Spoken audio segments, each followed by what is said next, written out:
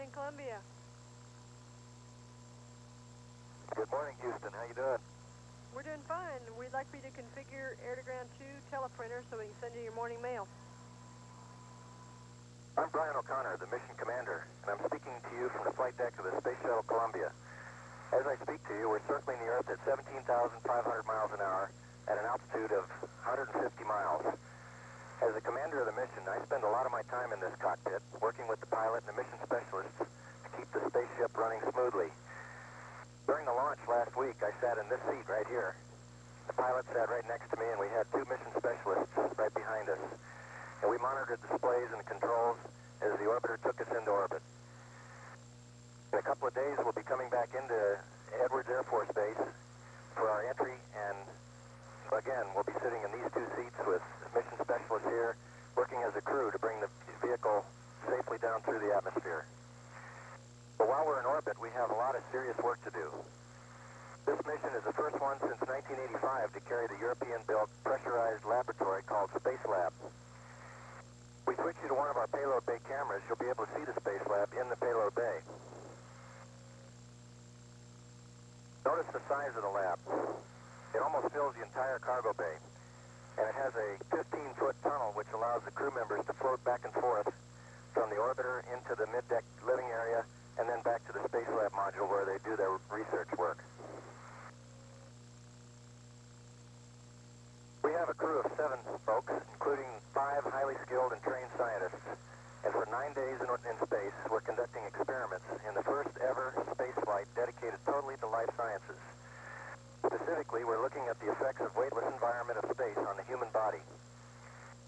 Before we take you into that laboratory, let's go down to the middeck where the pilot, Sid Gutierrez, is waiting to talk about some of the things that go on down there.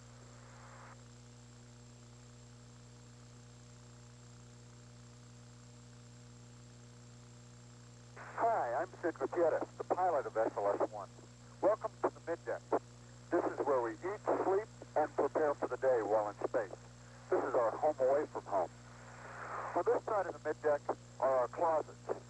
These lockers contain our clothes, personal items, certain experiment apparatus, and perhaps most important, our food.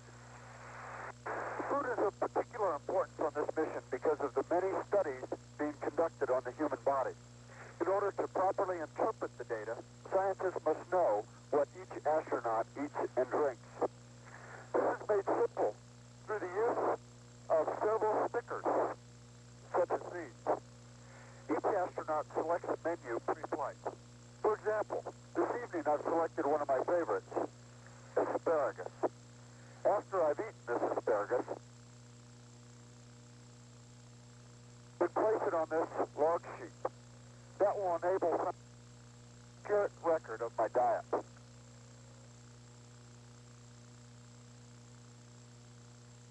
Most of the food we eat in space is either freeze-dried, like this asparagus,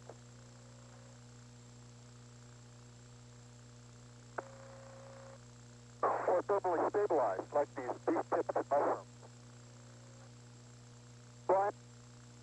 By rehydrating it as necessary in the water dispenser, and then warming it in our oven. Looks like we've got an extra tortilla if you're hungry.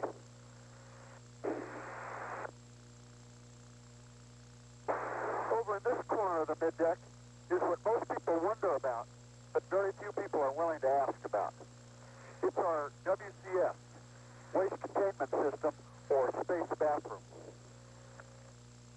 Just as scientists are interested in studying our liquid intake, they're also interested in our liquid output. This is made simple through the use of this apparatus, monitoring system, or UMS. It takes a sample of each void and also measures the total amount. The sample is stored in one of these containers, which are then transferred to our orbiter refrigerator freezer. Here they're frozen for post-flight analysis. From the middeck, we'll journey through a tunnel to the Space Lab. The Space Lab is where most of the experiments in this mission are taking place. Let's float through the tunnel and join the rest of the crew.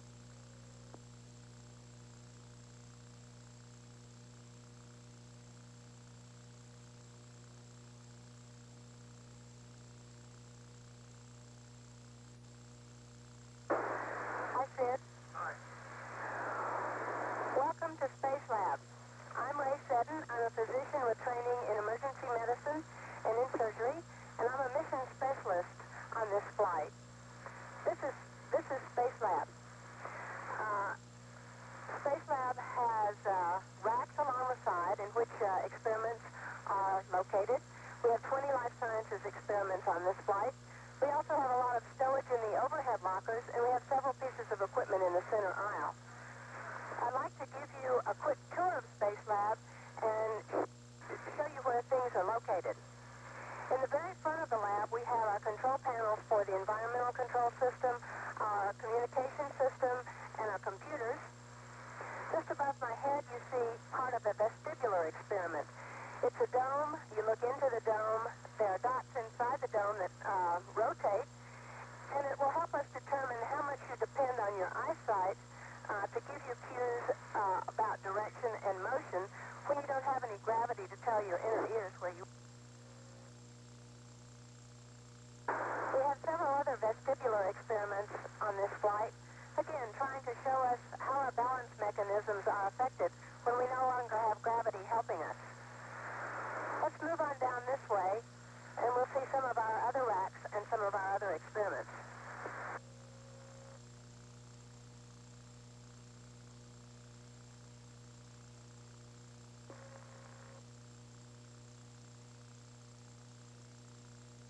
In this area, we have the majority of our cardiovascular experiments. Drew here is working on the echocardiograph machine, which uses sound waves to generate pictures of the human heart, so we can see how the heart changes in size and volume during the fluid shifts of weightlessness. We also have an instrument here that will help us measure how the regulation of blood flow to the leg changes when gravity is no longer acting on it. You can just see barely in this portion of the Space Lab, you see the shoulder bars for our bicycle ergometer. We're doing maximal and submaximal exercise on this flight and measuring our cardiac output to see how that will change in weightlessness. We'll also be seeing how our exercise capacity changes.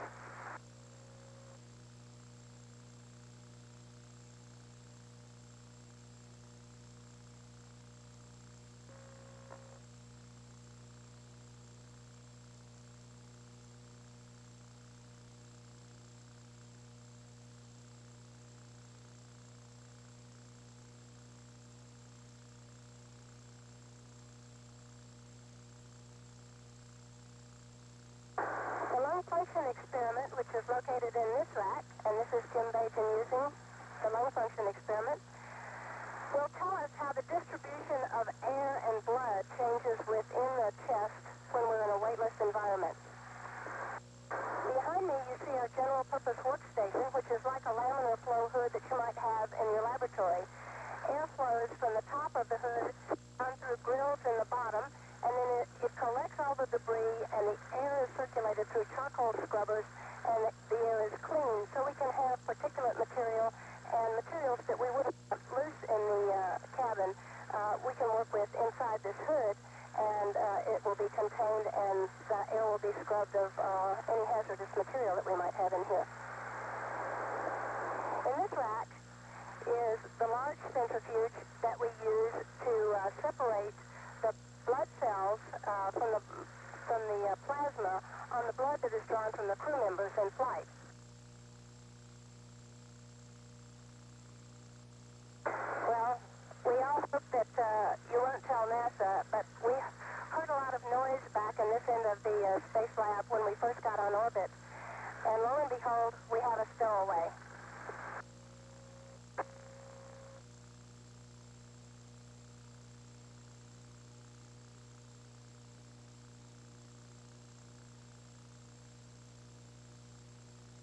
Those of you who have ever taken a CPR course will recognize Resusci Annie. Annie is serving as a patient on this flight to help us better evaluate an operating and examining table that might someday be used on space stations. The body mass measuring device that we have here on the floor is the equivalent of your bathroom scales. Of course, in weightlessness, you can't measure your weight. But if you sit in this chair, you release some springs, and it oscillates back and forth. And it gives us a measurement of mass, which is related to weight. So in conjunction with our diet logs and our urine specimens that we're collecting, we can get an idea of how our body's metabolism works in weightlessness. Let's move over to the other side of the space lab.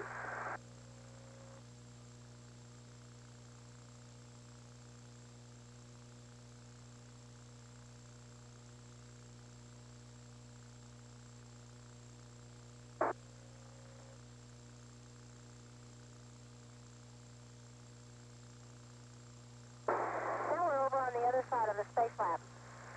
My friend and crew member, Tammy Jernigan, is injecting some activator into some white blood cells that we've drawn from crew members on this flight. They're inside an incubator that keeps them warm so they can grow, and we can see how their growth changes in weightlessness as compared to some Earth-based white blood cells. On this panel, we have an experiment that looks at the regulation of blood pressure.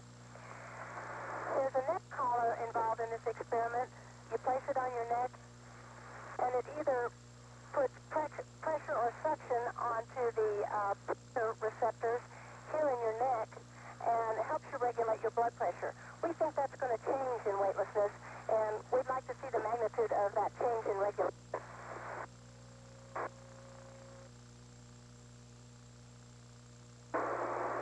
Here we have the Space Lab refrigerator and freezer. We store blood and urine samples inside. As you can see, unfortunately, when we got up here, we discovered that they forgot to pack our ice cream.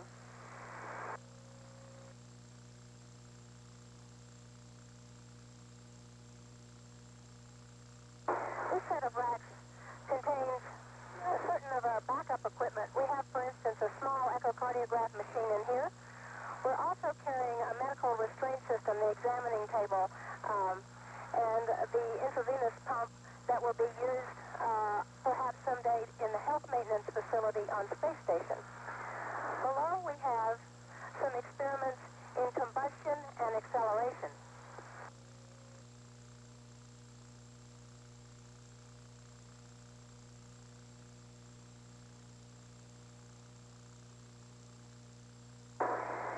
This rack contains the research animal holding facility. Inside are 18 rats. They have automatic systems to water and feed them. They have a day-night cycle much like ours with lights. And we're, of course, trying to make sure that the animals stay healthy during the flight.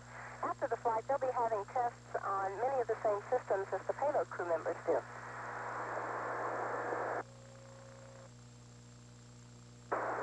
Here in the front of the lab is our workbench rack. As you can see, Millie has all of her blood collecting and sampling equipment set up here, and she'll be doing tests on the blood for us. It's a very nice area to set up equipment and to assemble things.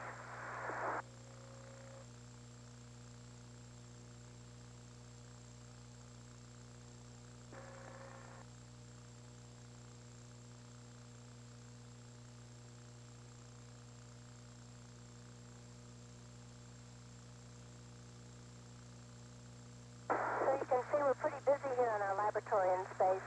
It's much like a ground-based laboratory, only without gravity. So we're studying three primary things here on the dedicated Life Sciences Space Lab mission. How gravity affects basic biological mechanisms, how weightlessness affects a number of human systems so that we can understand how to make longer-term space flight in the future safer and more comfortable, and how to best design equipment for doing experiments and for maintaining crew health on space stations of the future. I'm Tammy Jernigan. My training is in astronomy and astrophysics. However, on this flight, I'm pretending to be a biomedical researcher. Today I'd like to talk to you about the lymphocyte experiment. Lymphocytes are white blood cells, and they're an important part of our immune system because they help our body fight infection. Data from previous flights show that the ability of lymphocytes to multiply and be effective at fighting infection is decreased. And so we're conducting an experiment to test whether or not our immune system is effective in zero gravity, just like it's effective on Earth. This is very important because if we're talking about sending people up into space for long periods of time, they need to be able to ward off infection on space station or perhaps even during a trip to Mars. The way that we conduct our experiment is we take lymphocytes from blood drawn on the ground, take them up into space with us, and then inject them with a substance that causes the lymphocytes to multiply called a mitogen. We then take our lymphocytes and place them some in a centrifuge, as you see here, and we place them at a distance from the center of the centrifuge such that they receive 1 G, or 1 times the force of gravity, just like you see on Earth. We also place lymphocytes in an incubator, and there are 0 G lymphocytes. The second part of the experiment involves using blood drawn in flight from 4 of our crew members. These lymphocytes are again injected with a mitogen. The lymphocytes then multiply. They're also injected with a chemical isotope tracer that allows us to count the number of cells so we can see how effectively they multiplied.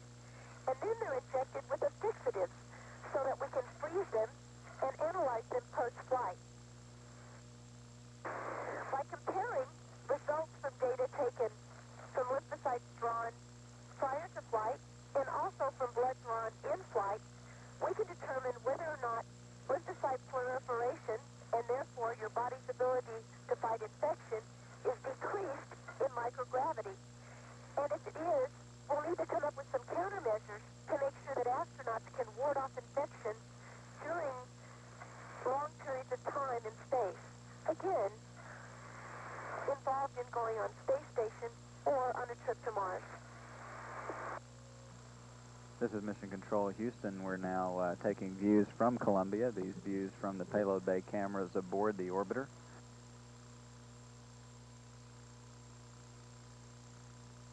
Columbia is presently on orbit 112, passing 150 nautical miles above the United States. On this orbit, Columbia will pass across the westernmost corner of Texas, El Paso area. Go ahead, Phil. Through southeast New Mexico, back across the panhandle of Texas, through central Oklahoma. Okay, we're still trying to wrap up the metabolic stuff to start today, and we'll get with you as soon as we get rolling back there. Okay, Bob?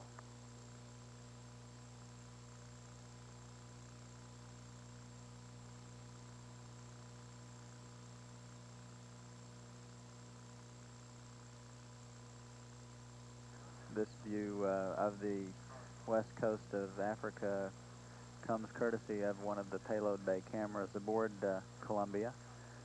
Columbia is in a heads down attitude, or a nose pointed toward the ground attitude, with the payload bay facing the direction of travel.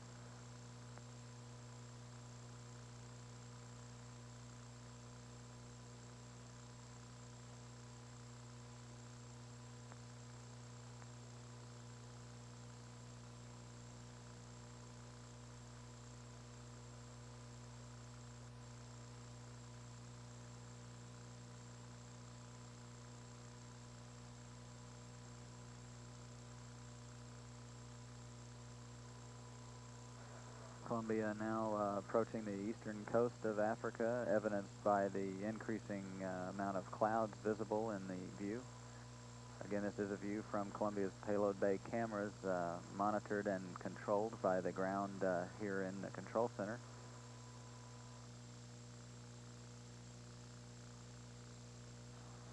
View now as Columbia moves out into the Mozambique Channel between eastern Africa and Madagascar, is view the western coast of Madagascar.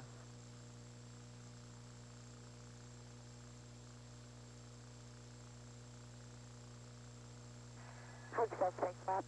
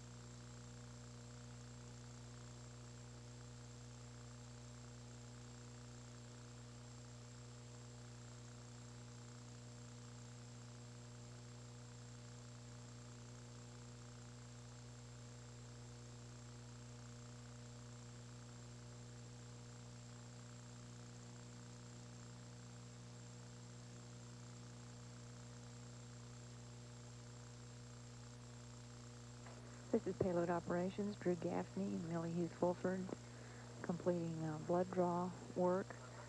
As soon as Gaffney has completed being both the operator and then the subject on this protocol, he will set up for his run Flight Day 8 on the barrel reflex test in the rack that is to his right.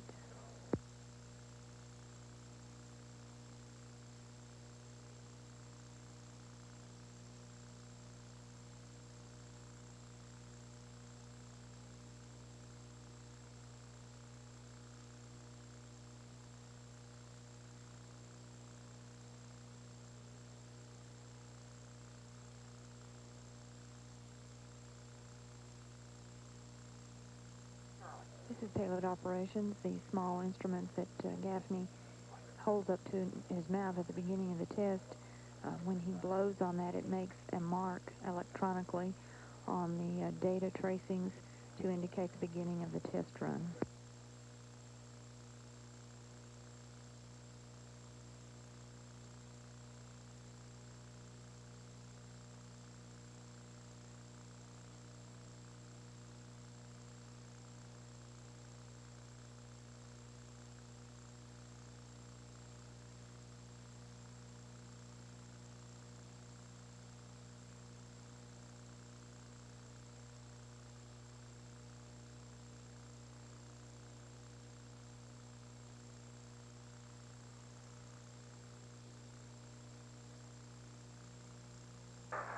And Huntsville Space Lab, MS1 is starting on 022 this time.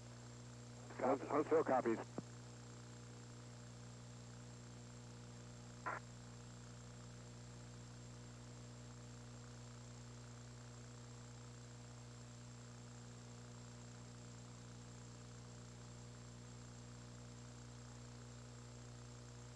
This is Payload Operations, pilot Sid Gutierrez in the front of the downlink television picture, getting ready to do some still photography documentation of the payload crew members at work.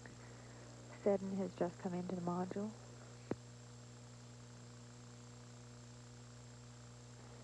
Gaffney is setting up for his echocardiograph. Hughes-Fulford at the workbench toward the fore end of the module.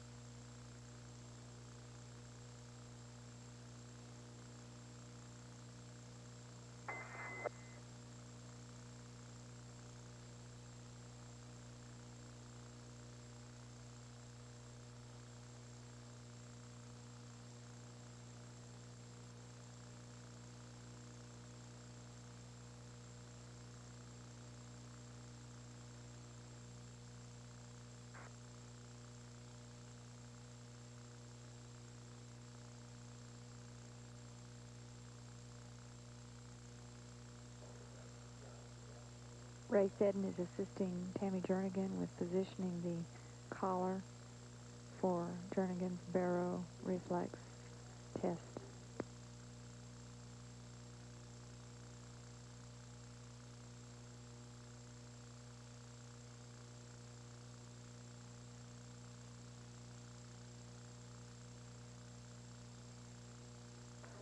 They kept the samples inside that until they were ready for the transfer, which should be taking place any minute now. Then they will increase that temperature of that unit up to the level of a refrigerator operation. When it's at the refrigerator temperature, they will insert the samples that are taped to the wall. Dr. Fisk is being shown around the Payload Operations Control Center by Space Lab Life Sciences 1 Mission Manager Dan Womack.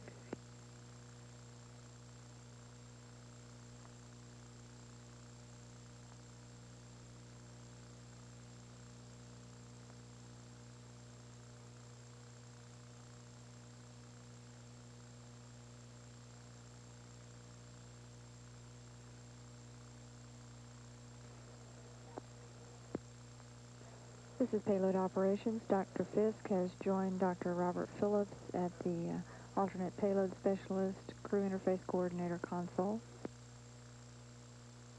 Fisk has donned a headset where he can listen to any air-ground traffic from the payload crew aboard Space Lab.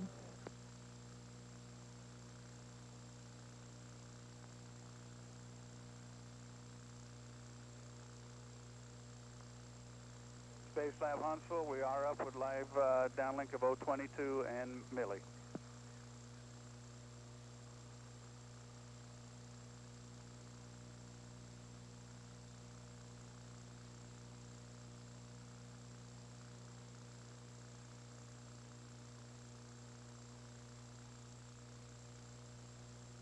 Space Lab, this is Huntsville. We're back up with live TV watching Millie on 022. Copy. Go ahead, Huntsville. Tammy, a thought that it might speed up that getting to zero temperature in L8I if you would depress the door button so the fan went on for a moment.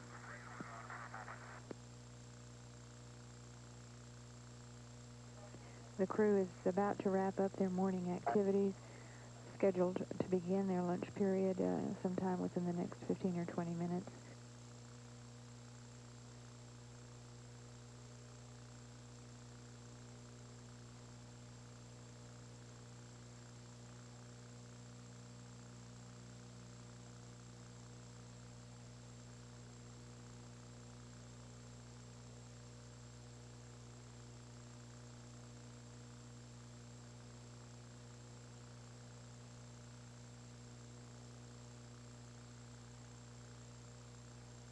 And Space Lab Huntsville, we're back up with you after the handover live TV.